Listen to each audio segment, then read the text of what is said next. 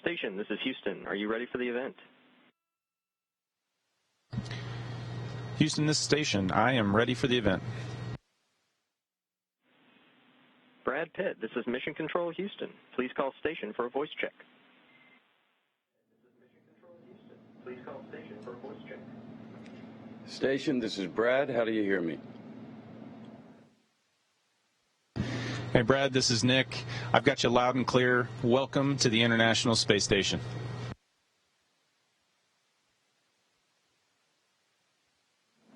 Thank you very much. I got to tell you, this is a real treat. Real pleasure to be talking to you up there. Hey, likewise, a treat for us. Actually, we got a chance to sneak preview the movie a few weeks back, and just want to start off by saying thank you for what you're doing to contribute to the mission of awareness and to set that, light that fire in the imaginations of the next generation of explorers.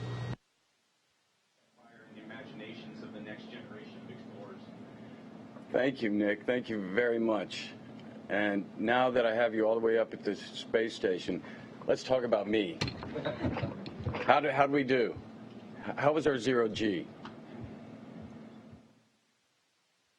I got to tell you, it was really good. And the depictions, the settings, all, as you can tell, look very similar to the type of setting you've got. I've got around me. I got to imagine it was a lot easier for me to kind of enjoy the zero G than it was you, whether it was CGI or hooked to strings.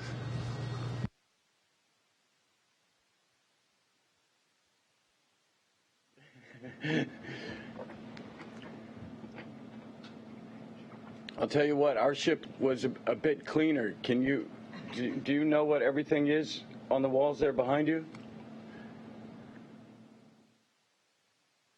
When I first got up here, it looked similar but very different, if you can imagine that, to what we train on in the ground. We had lots of photos on the ground, but up here everything hangs off the walls and there's cables everywhere. But yeah, you get very familiar with it and you know exactly what's going on. A lot of it is storage of equipment, and then we've got different facilities. For instance, this one right here, this wall, helps us research how flames burn in space, which is very different than on the ground. And by removing the effect of gravity forcing a certain shape to a flame, we can study exactly what goes on to inside a flame to a greater detail. Helps us figure out how to make cleaner burning engines, and get more out of the energy that we do consume.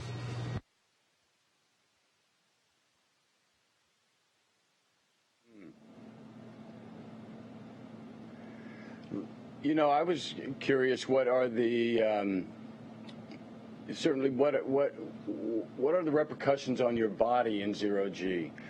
First of all, would it be morning for you there? Would it be night for you there? How do you gauge your waking hours if you see 16 sunrises and sunsets a day?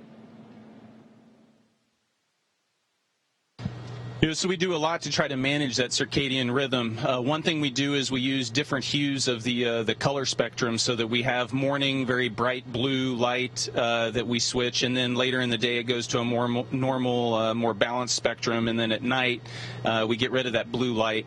And we all follow the Greenwich Mean Time, and that's to help synchronize, the international aspect of this. We've got a control station in Houston, in Huntsville, Alabama. Then we've got control centers in Japan and in Germany and in Russia and up in Montreal, and all of them need to operate on the same time, so we picked Greenwich Mean Time. But really, if you're not smart and you're new to the station, you run to the windows and you want to check things out right after you get done with your workday. You get a face full of sun. It gets very difficult to go to sleep for a couple hours with all that blue light.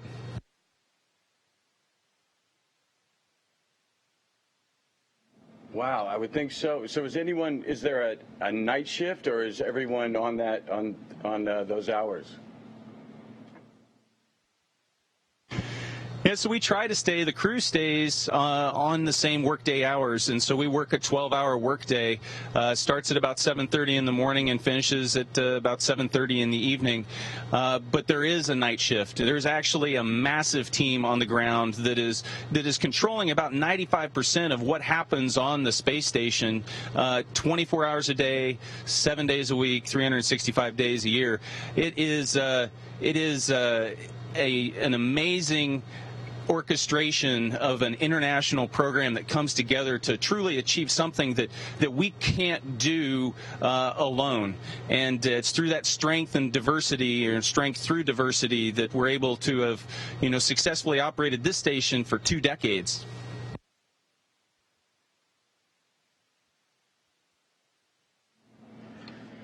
It's incredible. I got to go to JPL last week, and it was on the day when India was landing on the moon, and the United States were assisting them in that effort. Could you see that from where you are? No, unfortunately. So I along with the rest of the crew just had to follow along with the news reports, and it's one of those things where international cooperation is so important, because saying we've got up here is space is hard. Things that should be easy, when you try to do them in space, they just get harder. And the things that we're trying to do every day.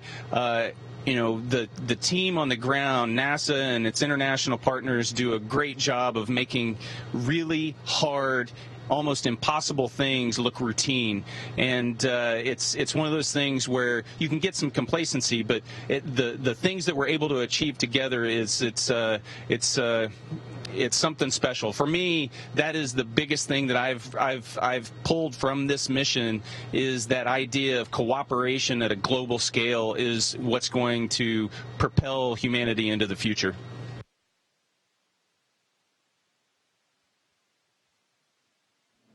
I got to see a little of that. They were working on the new rover that's going to go to Mars, and it was an international effort, which was really impressive to see everyone working together to build different components to this rover. What are your current missions at this point?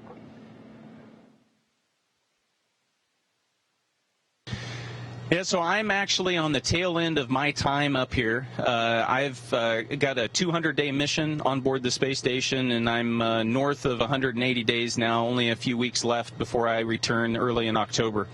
And on a routine week, it's a lot of different science experiments. We do maintenance to maintain the station. I was fortunate enough a few weeks back to be able to do my 3rd spacewalk, and those are all just amazing experiences. And every day is full of something new and exciting.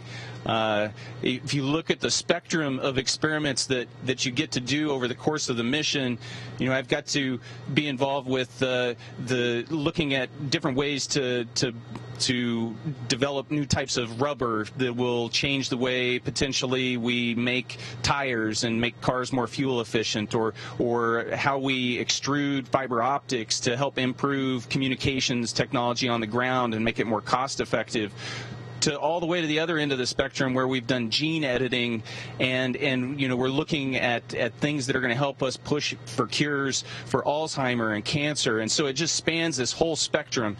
And growing up on a farm, I never would have thought that I'd be able to be involved with things like that.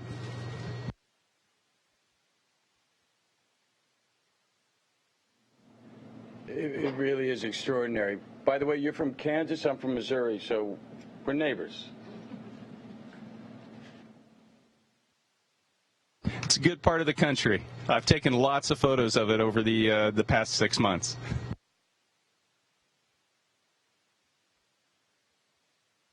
I bet.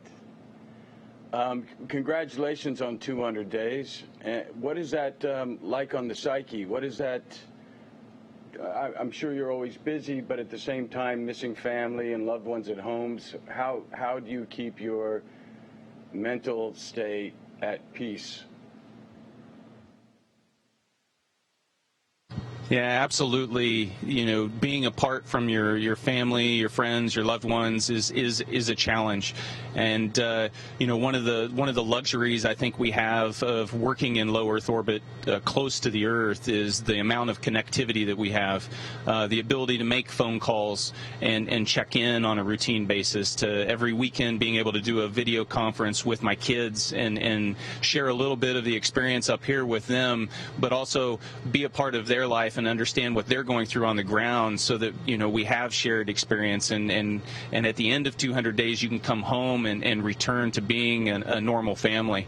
Those are the challenges. It's easier here in low Earth orbit because communications is almost without delay. As we push further and deeper into space, those challenges will become more difficult with communications delays and just being able to stay in contact with those friends and loved ones.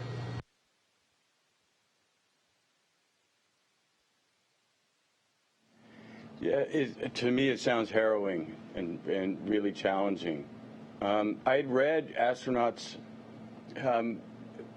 speak about looking back on the Earth and really being aware how insignificant we are in the grand scheme of things. Did you have a similar experience or something different?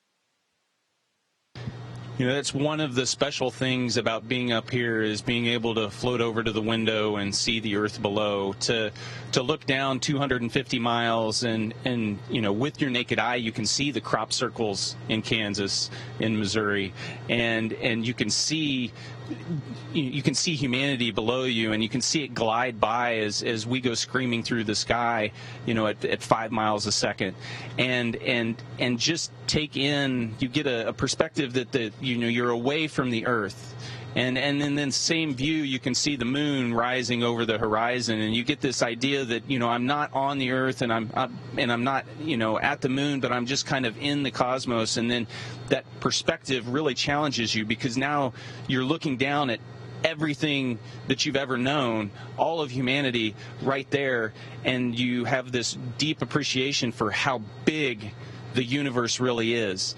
And for me, it's just made me cherish and appreciate how delicate and how precious the little island we live on really is.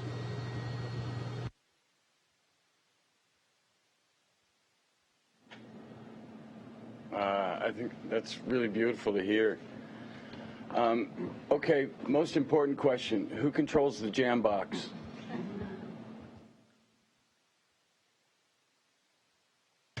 So we have a rotating playlist. We take turns, and it's nice because we have the international flair as well. So we have an Italian astronaut on board, along with the U.S. astronauts, and then 2 cosmonauts. And so getting to hear some traditional music from Russia over dinner is a nice change, exposure, and helps us really appreciate that international feel that the crew has.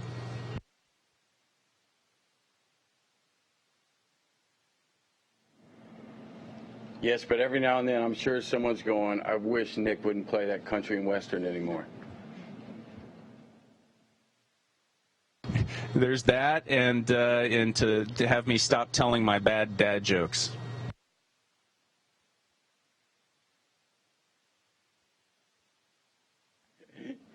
Now, how are you able to stay in a single space this way? I see you tapping your feet every now and then. Are you in a foothold? Yeah, I've got a foothold, and I can change that up, but basically there's handrails everywhere, and I can just hook my foot underneath there. And it's one of the unique. You talked about challenges for the body being up here. This is one of those unique adaptations. The calluses on my feet have basically have gone away because I don't walk on the bottoms of my feet. But now I have calluses across the top of my foot around my big toe because I'm constantly hanging on things with my big toe to hold me in place. It's one of those strange things that you don't really think about on the ground, and then you get up here and it's like, wow, the body is this amazing, constantly evolving thing, and space changes everything.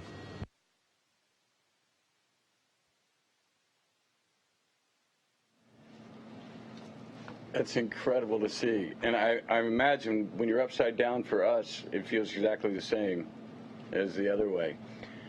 You know, one of the things we were playing with in the film, which we really didn't get to, was this idea of 3D printing.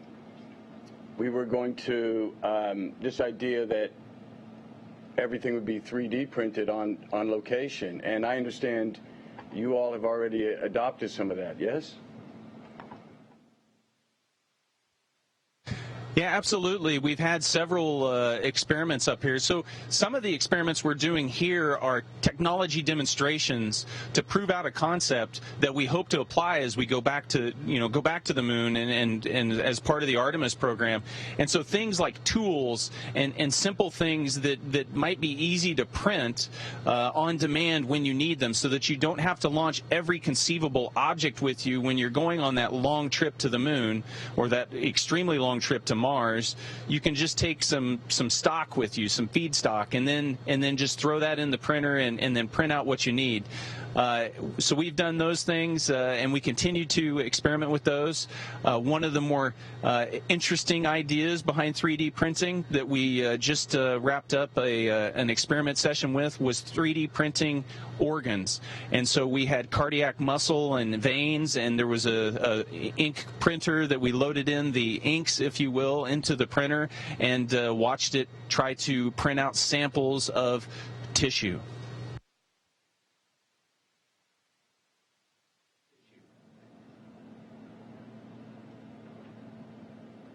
It's just incredible to think what the future is going to bring. I got to ask you. They tell me my time's almost up. This is such a pleasure. I get ask questions for hours. Please tell me, what's a spacewalk like? What do you feel? Yeah, so you really are, when you get in your spacesuit, you're putting on your own spacecraft. And so as you embark out through the hatchway, the first thing you see is the Earth 250 miles below, and different than the perspective you get inside the space station, the helmet really provides almost this 180 panoramic view that's unobstructed, and you very quickly forget that there's anything between you and the vacuum of space. Really, the only noise you hear is the quiet hum of the ventilation system blowing fresh air behind your head to support. That's your life support system, and then you find yourself going to work, working with the team on the ground and being focused on the task. But there are these special moments. I can remember one from my last EVA where I was out on the very front of the space station, and I was getting ready to pack up a bag and come back inside, and I looked up, and there was just the Earth, the curve of the Earth, and terrain coming underneath me, and I could feel the speed of the station. We're going 17,000 miles per hour through space, and it could feel the speed of that as I'm riding on the front, just looking out over everything in front of us. And it's just the emotions that just wash over you are just hard to describe.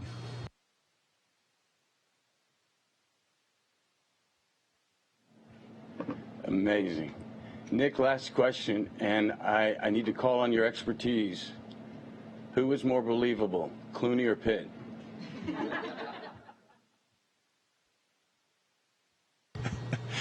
You were, absolutely.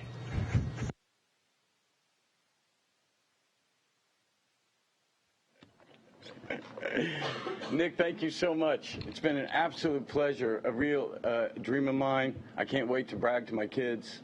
And thank you for taking time out of your busy schedule to speak with me and to watch our film. And all my respect to what you guys are doing up there. Well, thank you. Thank you again.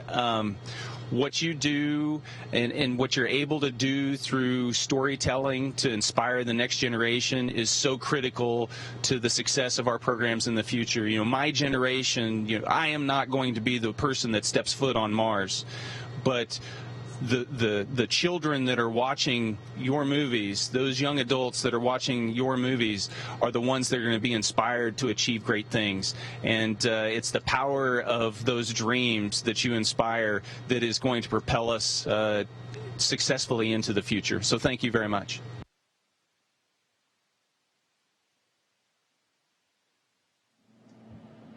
Thank you, Nick. All the best, and all the best to everyone up there.